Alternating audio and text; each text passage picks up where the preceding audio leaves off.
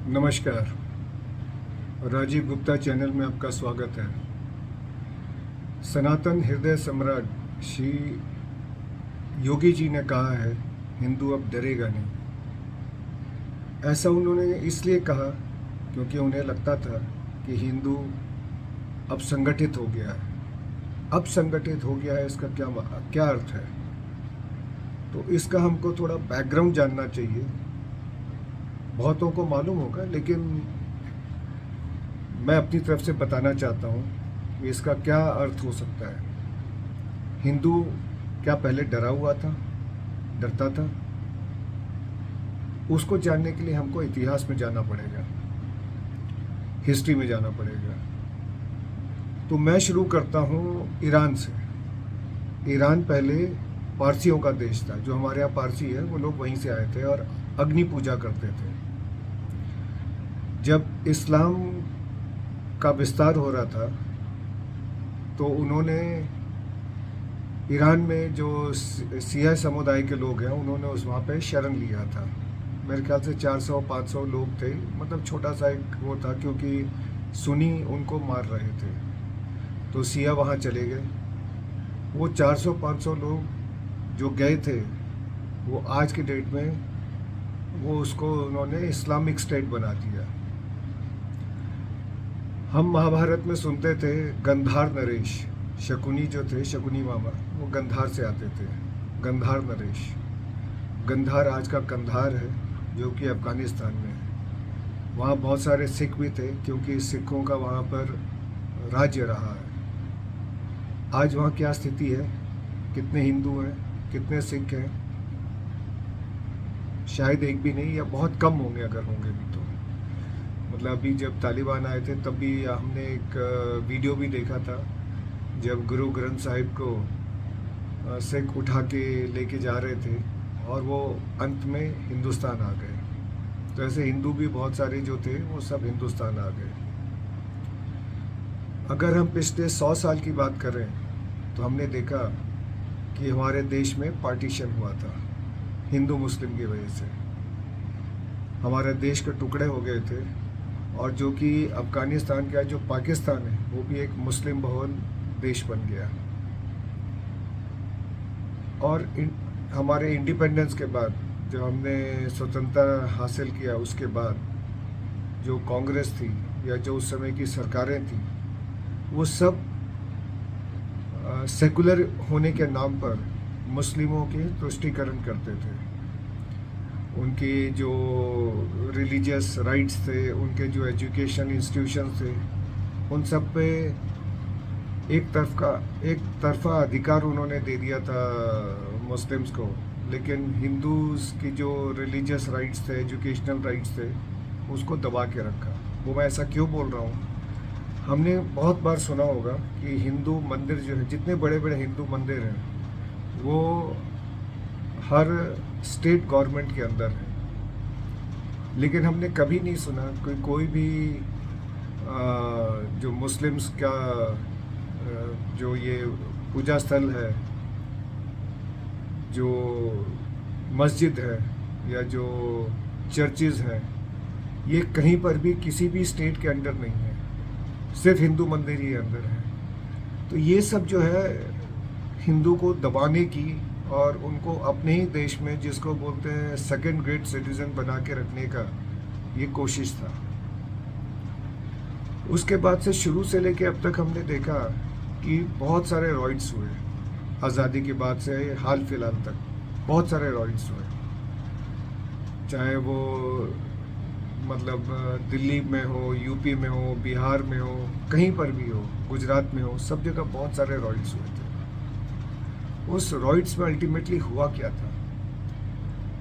उसमें ज़्यादातर यही हुआ कि जो मुस्लिम पक्ष है उसको तो स्टेट गवर्नमेंट ने और सेंट्रल गवर्नमेंट, जो कि उस समय कांग्रेस की थी ज़्यादातर, उन्होंने उनको बहुत सपोर्ट किया। लेकिन हिंदू जो विक्टिम्स थे, जिनके ऊपर अत्याचार हुआ या जो भी हुआ, उनको किसी ने सपोर्ट नहीं किया।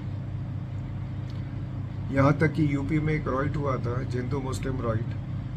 तो सेंट्रल गवर्नमेंट जो कांग्रेस की थी, वो जब उनके कैंप्स बने, हिंदू के अलग मुस्लिम के अलग, तो वो मुस्लिम कैंप में गए और उनके लिए उन्होंने मुआवजा भी दिया, लेकिन हिंदू कैंप में नहीं आए और उनको कोई मुआवजा भी नहीं दिया। उसके लिए सुप्रीम कोर्ट ने डिसीजन दिया कि ये गलत है कि आप सिर्फ एक कैंप को, एक समुदाय को कैसे आप कंपनसेट कर सकते हैं, जबकि नुकसान या जो भी तकलीफ हुई दोनों को हुई। तो उसके बाद उन्होंने हिंदुओं को भी वो दिया। हमने सुना है पार्लियामेंट के वहाँ पर गौ रक्षा के लिए हमारे बहुत सारे साधु संतों ने पार्लियामेंट के आगे धरना दिया था। क्या हुआ था उस समय? गोलियां चल गई थी, बहुत सारे साधु संत मारे गए थे। फिर महाराष्ट्र में शिवसेना, जो ओरिजिनल शिवसेना थी, पुरानी अनडिवाइडेड शिवसेना, उसके समय में पालघर में भी हिंदू जो प्रीस्ट थे, साधु थे, वो मारे गए थे। कुछ हुआ क्या उनका? कुछ नहीं हुआ। तो मैं ये कहना चाहता हूँ कि हिंदुओं को इतना दबा के रखा गया है कि वो घबराए हुए थे, डरे हुए थे। लेकिन अब ऐसा क्या हुआ कि अब वो डरे नहीं हैं और योगी जी जो सनातन हृदय सम्राट हैं आज की डेट में, वो कहते हैं कि अब हिंदू अब डरेगा नहीं। इसके 2-3 मुख्य कारण हैं। बिहार में बीजेपी की प्रचंड जीत, ऐसी जीत जो कभी नहीं देखी गई थी। वो क्यों हुआ? सिर्फ इस वजह से नहीं कि बीजेपी ने बहुत ज़्यादा कुछ पॉलिटिकल जादू किया, वो इसलिए कि हिंदू इकट्ठा हुआ है, एक साथ हुआ है, मुट्ठी बनी है हिंदू की। जो उंगलियां पहले अलग अलग थी वो एक साथ हो गई। तो उन्होंने बीजेपी जो हिंदुओं की बात करते हैं मेनली, वो सिर्फ हिंदू की बात नहीं करते, प्रगति तो सभी का हो रहा है, चाहे हिंदू हो, मुस्लिम हो, सिख हो, ईसाई हो, या कोई भी हमारे यहाँ जो पूरी दुनिया से जितने रिलीजियस सेक्ट्स हमारे यहाँ रहते हैं, सबकी भलाई हो रही है। हिंदू कभी अपने लिए कभी कोई काम नहीं करता, वो सबके लिए करता है। लेकिन हिंदू इकट्ठा इसलिए हुए क्योंकि मुस्लिम जो है, बीजेपी जो है, वो हिंदुओं की बात करते हैं। वो उनको मतलब समान रूप से देखते हैं जैसे बाकी सबको देखते हैं। पहले क्या होता था, हिंदुओं को देखा नहीं जाता था, उनको सेकंड ग्रेड सिटीजन समझा जाता था। दूसरा हुआ बंगाल में प्रचंड जीत बीजेपी की। क्यों हुई? क्योंकि वहाँ पर हिंदू सब एक साथ एक मुश्त आए। जो पोलराइजेशन बोलते हैं कि मुस्लिम पोलराइजेशन करते थे, मुस्लिम पॉलिटिक्स करते थे, तो बीजेपी ने भी अपॉर्चुनिटी देखी। आखिर है तो वो भी पॉलिटिकल पार्टी, उन्होंने भी देखी अपॉर्चुनिटी हिंदू को एक साथ करने की। तो जब हिंदू एक साथ आया तो वेस्ट बंगाल आया, वेस्ट बंगाल का रिजल्ट आया, जिसके वजह से सनातन हृदय सम्राट योगी जी ने कहा हिंदू अब डरेगा नहीं। वो क्यों नहीं डरेगा? क्योंकि वो अब एक साथ आ रहे हैं, इकट्ठा हो रहे हैं। और यही बात जो है, जो अपोजिशन वाले हैं उनको बर्दाश्त नहीं हो रहा। उनको लग रहा है कि अगर ये हुआ तो बीजेपी कभी भी हारेगी नहीं। तो वो अब उन्होंने एक नैरेटिव बनाया है कि हिंदुओं में अलग अलग जातियां हैं, इस जाति को उस जाति से लड़ाओ, उस जाति को इस जाति से लड़ाओ, ब्राह्मण को दलित से लड़ाओ, दलित को वैश्य से लड़ाओ।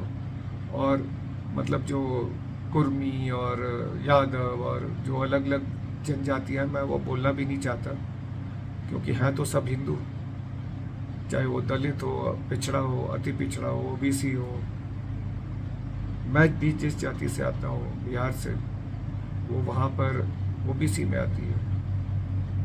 बट मैं क्रीमी लेयर में हूँ, इसलिए मैं बाहर हूँ, बट हूँ तो मैं ओबीसी का ही। तो ये सब हमको आपस में लड़ा के ये अपना जो डिवाइड एंड रूल वाला जो इनका प्रिंसिपल है, इनका जो सिस्टम है, उसको वो हासिल करना चाहते हैं। आज तक कभी आपने सुना कि किसी भी ऑपोजिशन के लीडर ने बोला ये सुन्नी है, ये सिया है, ये अहमदिया है, ये मतलब जो अलग अलग सेक्ट्स हैं मुस्लिम्स के, उसके बारे में बोला हूँ। मुस्लिम एक मुश्त, मतलब वो शिया, सुन्नी, अहमदिया और जो इनके बाकी जितने 70-72 सेक्ट्स हैं उनके बारे में कभी कोई बात नहीं करता। लेकिन हिंदू को हिंदू नहीं बोलते। वो हिंदू को बोलते हैं ये दलित है, ये पिछड़ा है, ये कुर्मी है, ये यादव है, ये बनिया है, ये ब्राह्मण है, ये ठाकुर है, मतलब इस तरह से बात करते हैं। कभी हिंदू को हिंदू नहीं बोलते वो। तो ये हम सबका फ़र्ज़ है, हम सबका ये कर्तव्य है कि हम इन चीज़ों से बचें। अभी यूपी का इलेक्शन आने वाला है और हमको ये इंश्योर करना है कि सनातन हृदय सम्राट दोबारा उनकी ताजपोशी हो और बहुत बढ़िया से हो। मुझे बहुत खुशी होगी अगर यूपी के हमारे भाई बहन जितने भी हैं वो सब एक साथ आएँ और योगी जी का दोबारा ताजपोशी करें। मैं इसमें मुस्लिम्स को अलग नहीं करना चाहता। मैं बोलता हूँ आप भी साथ आइए। आप देखिए कि आपको जो उनके जो जो वो घर दे रहे हैं, जो सड़क बना रहे हैं, जो वो औरतों को जो वो सपोर्ट दे रहे हैं, जो भी वो मतलब स्टेट एक सरकार के तरीके से जो वो काम कर रहे हैं, क्या वो सिर्फ हिंदुओं के लिए कर रहे हैं? वो मुस्लिम्स के लिए भी कर रहे हैं। योगी जी से पहले की जो सरकार थी वो बोलती बहुत थी, क्या किया उन्होंने? आज जो भी प्रगति हो रहा है बोल रहा है हमने किया। अरे हमने किया शुरू किया तो ख़त्म क्यों नहीं किया उसको? 5 साल बहुत होते हैं ख़त्म करने के लिए। आपको भी ये समझना पड़ेगा कि कौन सच में आपके साथ है, कौन आपके साथ नहीं है। सिर्फ आपको एक वोट बैंक बनाने के लिए और अपना उल्लू सीधा करने के लिए आपसे ऐसा संवाद करते हैं। अगर आपको मेरा ये पसंद आया हो वीडियो तो प्लीज़ सब्सक्राइब कीजिए, लाइक कीजिए।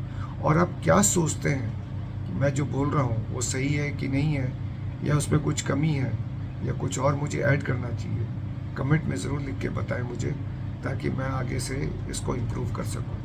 धन्यवाद।